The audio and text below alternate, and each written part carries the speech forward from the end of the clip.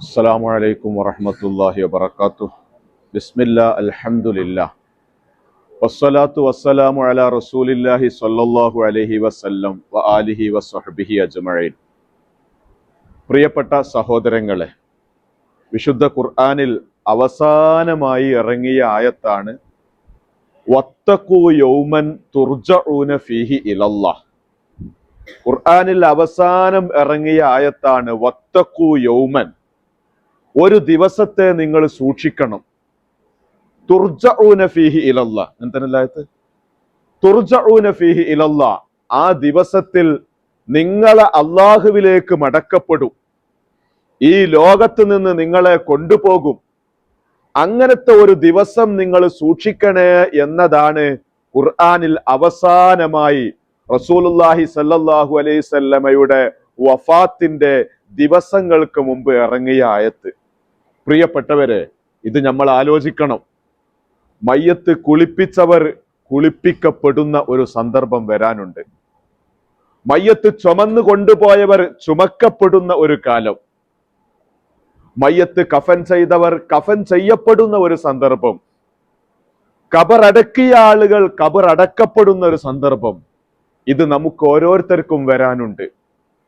ഈ ഒരു സന്ദർഭത്തെ നിങ്ങൾ സൂക്ഷിക്കണം, ഓർക്കണം എന്നാണ് റസൂലുള്ളാഹി സ്വല്ലല്ലാഹു അലൈഹി വസല്ലമയുടെ വഫാത്തിന്റെ നാളുകൾക്ക് മുമ്പായി അവസാനമായി അവതരിപ്പിക്കപ്പെട്ട ആയത്ത് എന്ന് പ്രിയപ്പെട്ടവരെ മുഫസ്സിരീങ്ങൾ പറയുകയാണ്. ഇത് നമ്മൾ ശ്രദ്ധിക്കണം.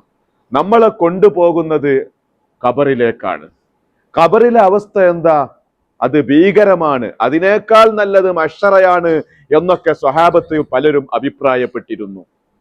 മഹാനായ അല്ലാമ ഇബ്നു ഹജറിൽ ഹൈത്തമി റളിയല്ലാഹു അൻഹു മഹാനവറുകൾ ഒരു കാര്യം പറയുന്നുണ്ട്. ഒരു റമളാൻ അവസാനത്തെ 10 ഒരു വിശിഷ്ടമായ രാത്രിയിൽ, അന്ന് ലൈലത്തുൽ ഖദറാണ് എന്ന് എൻ്റെ മനസ്സ് എന്നോട് പറയുന്നുണ്ട്.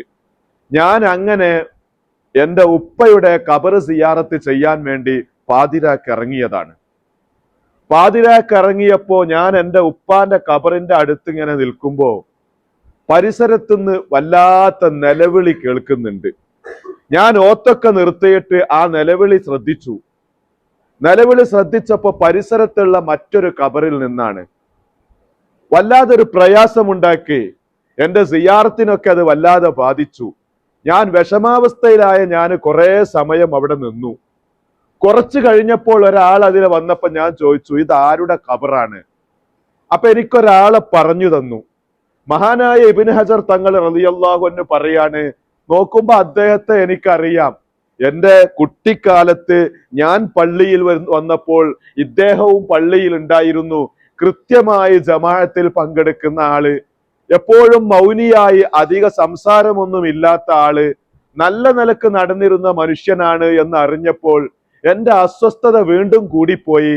ഞാൻ നേരം വെളുത്തതിന്റെ ശേഷം ആരും അറിയാതെ ഒരു രഹസ്യ അന്വേഷണം നടത്തിയപ്പോൾ എനിക്ക് കിട്ടിയ വിവരം, സംഗതി പള്ളിയിലൊക്കെ വരുന്നുണ്ടെങ്കിലും ജമാഅത്തിൽ പങ്കെടുക്കുന്നുണ്ടെങ്കിലും അനാവശ്യ സംസാരങ്ങൾ ഇല്ലാത്ത ആളാണെങ്കിലും പലിശയുമായി ബന്ധപ്പെടുന്ന വ്യക്തിയാണ് എന്ന് എനിക്ക് വിവരം ലഭിച്ചു. പ്രിയപ്പെട്ടവരെ, ഇബ്നു ഹജർ റളിയല്ലാഹു അൻഹു പറയുകയാണ്, ഈ ഒരു കാര്യമൊക്കെ ഞാൻ വേറൊരാളോട് സൂചിപ്പിച്ചപ്പോ അദ്ദേഹം പറയാണ്, മറ്റൊരു സംഭവം കൂടി ഇവിടെ ഉണ്ടായിട്ടുണ്ട്. നമ്മൾ ഇവിടെ ഒരു ഖബർ കളിച്ചപ്പോ ഒരു മയ്യത്തിന്റെ തലയോടി കിട്ടി. ആ തലയോട്ടിയിൽ മൊത്തം ആണി നിറച്ചതായിട്ടാണ് നമ്മൾ കണ്ടത്. ഉടൻ തന്നെ നമ്മൾ അത് മണ്ണിട്ട് മൂടി. ഇങ്ങനെ ഒരു സംഭവം കൂടി ഇവിടെ ഉണ്ടായിട്ടുണ്ട് എന്ന് അല്ലാമ ഇബ്നു ഹജർ ഹൈത്തമി റളിയല്ലാഹു അൻഹുവിനോട് നാട്ടുകാർ ബോധിപ്പിക്കുകയാണ്. പ്രിയപ്പെട്ടവരെ, പറഞ്ഞു വന്നത്, നമുക്കൊക്കെ വരാനുള്ള ഒരു ദിവസത്തെ സൂക്ഷിക്കണമെന്നാണ് അല്ലാഹു തആല ഈ ആയത്തിലൂടെ പഠിപ്പിക്കുന്നത്. ഇവിടെ നമ്മൾ കുറെ സമ്പത്തുണ്ടാക്കി, വലിയ വീടുണ്ടാക്കി, വാഹനങ്ങൾ വാങ്ങി. അള്ളാഹു നമ്മളോട് ചോദിക്കും, എൻ്റെ ദീനിന് വേണ്ടി നീ എന്ത് ചെയ്തു? ഈ ഒരു ചോദ്യം നമ്മൾ നേരിടണ്ടേ? അല്ലാഹു തആല പറഞ്ഞില്ല, യുരീദൂന അൻ യുത്ഫിഉ നൂറല്ലാഹി ബിഅഫ്വാഹിഹിം. ഇവിടെ എല്ലാവരും അള്ളാഹുവിന്റെ ദീന് കെടുത്താനാണ് എല്ലാവരും നോക്കുന്നത്. എങ്ങനെ ഇവിടെയുള്ള ശോഭ, ഈ പ്രകാശം, ഈ പരിശുദ്ധമായ ദീന് ഇതെങ്ങനെ തളർത്താൻ കളയണം, ഇതെങ്ങനെ കെടുത്തും? ഇതാണ് എല്ലാവരും ശ്രദ്ധിക്കുന്നത്. വയഅ്ബല്ലാഹു അൻ യുത്തിമ്മ നൂറ. എന്നാൽ അള്ളാഹു ഉദ്ദേശിക്കുന്നത് ഈ ദീൻ ഉയർത്താനും ഈ ദീനിന്റെ പ്രകാശം പരത്താനുമാണ് റബ്ബ് തീരുമാനിക്കുന്നത്. ഈ റബ്ബിന് വേണ്ടി നീ എന്ത് ചെയ്തു? ഈ ദീന് ഉയർത്താൻ വേണ്ടി, ദീനിന്റെ പ്രഭ പരത്താൻ വേണ്ടി നീ എന്ത് ചെയ്തു? നീ വീടുണ്ടാക്കിയത് നിന്റെ കുടുംബത്തിന് വേണ്ടി, നീ മക്കളെ കെട്ടിച്ചു, നീ വാഹനം വാങ്ങി, നീ വലിയ സൗകര്യങ്ങൾ ഉപയോഗിച്ചു, അതൊന്നും എനിക്ക് കേൾക്കണ്ട.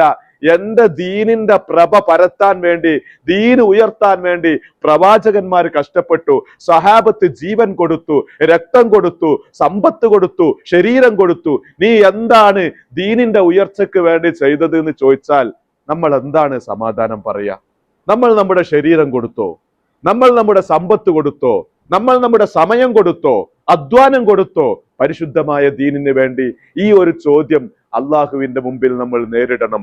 പ്രിയപ്പെട്ടവരെ, നമുക്കൊക്കെ പോകാനുള്ള ദിവസമാണ്, നമുക്കൊക്കെ കടക്കാനുള്ളത് ഖബറാണ്. അല്ലാമ ഇബ്നു ഹജർ ഹൈത്തമി റളിയല്ലാഹു അൻഹു പറഞ്ഞ ആ അനുഭവം നമ്മളൊന്ന് ഓരോരുത്തരും ആലോചിക്കണം. അല്ലാഹു തആല ഖബറിലെ ശിക്ഷയെ തൊട്ടും അദാബിനെ തൊട്ടും നമ്മളെല്ലാവരെയും കാത്തുരക്ഷിക്കുമാറാകട്ടെ. ഈമാനോടുകൂടി അല്ലാഹു തആല നമ്മളെ മരിപ്പിച്ചു തരുമാറാകട്ടെ.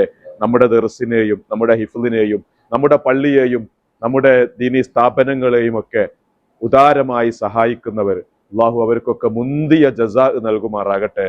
വ ആഖിറു ദഅ്വാനാ അനിൽ ഹംദുലില്ലാഹി റബ്ബിൽ ആലമീൻ. അസ്സലാമു അലൈക്കും.